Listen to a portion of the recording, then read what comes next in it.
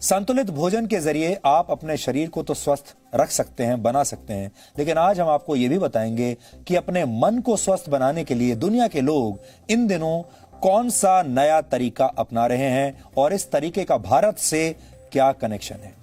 अपने मन को स्वस्थ रखने के लिए अब आपको मनोवैज्ञानिकों के पास नहीं बल्कि गाय के पास जाना चाहिए। हालांकि हमारे यहां यह फॉर्मूला बहुत पुराना है, लेकिन आप तो जानते हैं हमारे देश में हमारे पास जो मौजूद है हमने कभी उसका महत्व समझा नहीं है। यानी आपको अपने घर के आसपास की किसी गौशाला या किसी फार्म पर जाकर एक गाय को गले लगाना है और ऐसा करके आप अपने मन से उदासी या डिप्रेशन या स्ट्रेस को दूर कर सकते हैं। विदेशों में यह ट्रेंड बहुत लोकप्रिय हो रहा है आजकल और वहां इसे काउ कडलिंग के नाम से जाना जाता है, यानी गाय को गले लगाना। अमेरिका में कई डेयरी फार्म्स लोगों को काउ कडलिंग की सेवाएं आजकल दे रहे हैं और लोग वहां आते हैं दूर दूर से इन गायों को गले लगाने के लिए। गायों को गले से लगाने की सुविधा देने वाले फार्म मालिकों के मुताबिक गाय का हार्ट रेट इंसानों के मुकाबले थोड़ा कम होता है और उनके शरीर का तापमान थोड़ा ज्यादा होता है इंसानों से।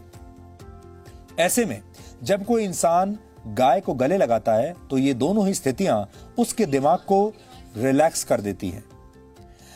मेडिटेशन यानी ध्यान के दौरान भी दिल की धड़कन धीमी हो जाती है और ऐसा ही गाय को प्यार से छूने या उसके साथ खेलने के दौरान भी होता है। मनोवैज्ञानिकों के मुताबिक गाय के साथ समय बिताने से आपका आत्मविश्वास बढ़ता है और मन में छिपे हुए डर भी दूर हो जाते हैं। अमेरिका में लोग 90 मिनट की इस थेरेपी के लिए करीब 22,000 रुपए तक चुका रहे हैं। 90 मिनट की यह थेरेपी जिसमें गाय को गले लगाना है, इसके लिए अमेरिका में लोग 22,000 रुपए तक देने को तैयार हैं, दे भी रहे हैं। यूरोप और अमेरिका में यह थेरेपी निराश और एंजाइटी के शिकार लोगों की बहुत मदद कर रही है।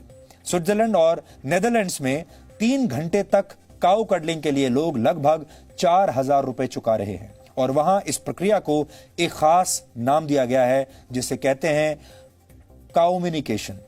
आपने सुना होगा अंग्रेजी का नाम है कम्युनिकेशन। उस कम्युनिकेशन को उन्होंने कर दिया है काउम्युनिकेशन। काउ के साथ कम्युनिकेशन यानी गाय के साथ संवाद, अगर हिंदी में इसकी बात करें तो। हमारे देश में जब हम किसी भोले भाले व्यक्ति की तारीफ करते हैं तो अक्सर कहते हैं ये तो गाय की तरह सीधा है। गाय का यही सीधा और शांत स्वभाव अब दुनिया भर के लोगों को भा रहा है, उन्हें पसंद आ रहा है। भारत दुनिया का अकेला ऐसा देश है जहां गाय को मां का दर्जा दिया गया है, लेकिन अब ये गायें दुनिया भर के लोगों को भी मां की तरह प्यार दे रही हैं और उनके दिमाग को शांत बना रही हैं, उनके स्ट्रेस को कम कर रही हैं। ठीक वैसे ही जैसे जब आप अपनी मां की गोद में लेट जाते हैं तो आप सारी दुनिया के दुख दर्द भूल जाते हैं, सारी टेंशन, सारा स्ट्रेस आप भूल जाते हैं।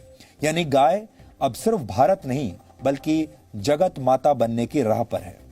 हमने गाय की इन ममता भरी तस्वीरों के आधार पर आज आपके लिए एक बहुत ही स्पेशल रिपोर्ट बहुत प्यार से तैयार की है जो आज आपका दिन बना देगी। इसे देखकर आपको भी गाय के साथ समय बिताने और अपने जीवन से नकारात्मक विचारों को दूर करने में बहुत मदद मिलेगी। आप चाहें तो इस वीकेंड पर खुद काउ कडलिंग का एक रियलिटी चेक कर सकते हैं। खुद करके आप देख लीजिए, हमें भरोसा है इससे आपको मानसिक शांति जरूर मिलेगी।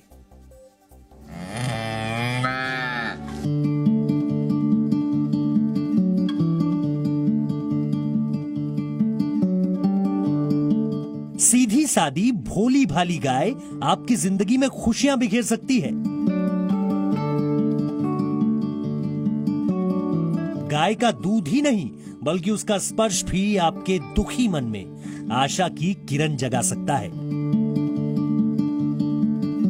गाय को गले लगाना, उसकी पीठ थपथपाना, उसके साथ खेलना और उसे प्यार से सहलाना उदासी से भरे आपके मन के लिए मरहम का काम कर सकता है। यूरोप और अमेरिका में काउ कडलिंग का इस्तेमाल एक मनोवैज्ञानिक इलाज पद्धति के तौर पर किया जा रहा है। काउ कडलिंग की सुविधा देने वाले विशेषज्ञ मानते हैं कि गाय का भोलापन और शांत बर्ताव उन लोगों को फायदा पहुंचाता है जो मानसिक परेशानी के दौर से गुजर रहे हैं। बड़ों के साथ साथ बच्चों को भी गाय का ये साथ खूब लुभाता है। तनाव और एंजाइटी भरी जिंदगी में ये गायें बड़ी खामोशी के साथ इंसानों की मदद कर रही हैं। भारत में गायों को प्यार किया जाता है, लेकिन विदेशों में इस जानवर की यही मासूमियत कारोबार की शक्ल ले रही है। भारत के राष्ट्रपति ने वर्ष 2019 में मूल रूप से जर्मनी की निवासी फ्रेडरिक एरिना को पद्मश्री से सम्मानित किया था।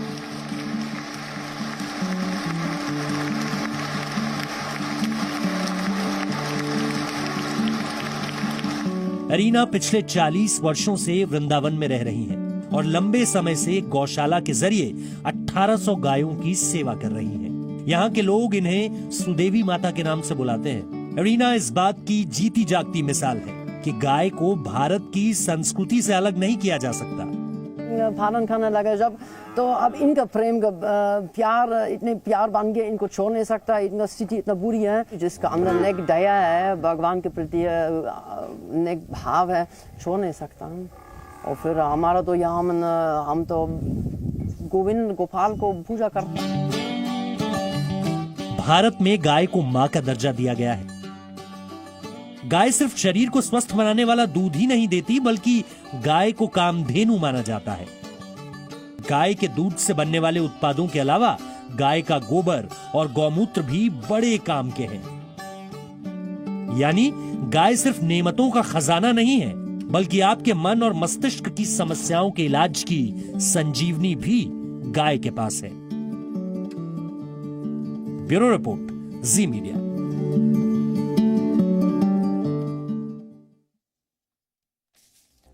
गाय को प्रेम करके खुद को स्वस्थ बनाने का जिक्र भारतीय चिकित्सा पद्धति में कई बार आता है, लेकिन यह प्रक्रिया विदेशों में जाकर तो काऊ कडलिंग बन जाती है, जबकि हमारे देश में हम ही लोग इसे कोई महत्व नहीं देना चाहते। इसलिए गाय के महत्व को समझने के लिए आपको उसके आर्थिक पक्ष को भी आज समझना होगा। आप इसे काउनोमिक्स यानी गाय का अर्थशास्त्र भी कह सकते हैं। वर्ष 2012 में किए गए लाइव स्टॉक सेंसस के मुताबिक भारत में कृषि के लिए इस्तेमाल होने वाले जानवरों की संख्या लगभग 51 करोड़ थी और इनमें से 11 करोड़ गाय हैं। भारत दूध का उत्पादन करने वाला दुनिया का सबसे बड़ा देश है। एक अनुमान के मुताबिक भारत में दूध का उद्योग 6 लाख करोड़ रुपए से भी ज्यादा का है। इसलिए आर्थिक नजरिए से गाय को सबसे फायदेमंद पशुओं में से एक माना गया है।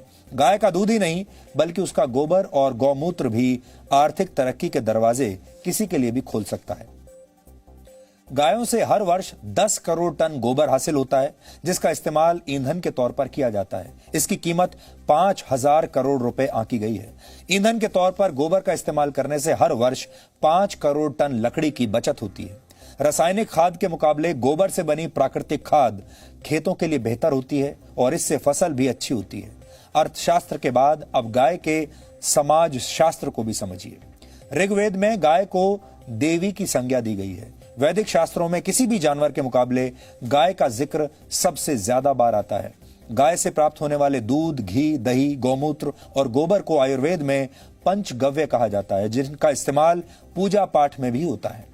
वैज्ञानिक रिसर्च में भी यह साबित हुआ है कि गाय के दूध का सेवन करके कई रोगों का इलाज किया जाता है और आज भी बड़े बड़े शहरों में लोग गायों का दूध मुंह मांगी कीमत पर खरीदते हैं।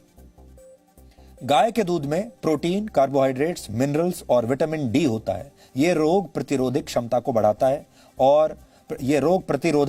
बढ़ाता है और लोगों को मानसिक तौर पर भी बहुत मजबूत करता है। यानी आपके शरीर को भी मजबूती देता है और आपके मन को भी मजबूती देता है। कुल मिलाकर गाय पर भले ही हमारे देश में अक्सर राजनीति होती रही है, लेकिन गाय का दूध, गोबर और गौमूत्र समाज के काम आता है। यानी गाय आर्थिक और सामाजिक तौर पर देश के लिए एक कामधेनु जैसी है।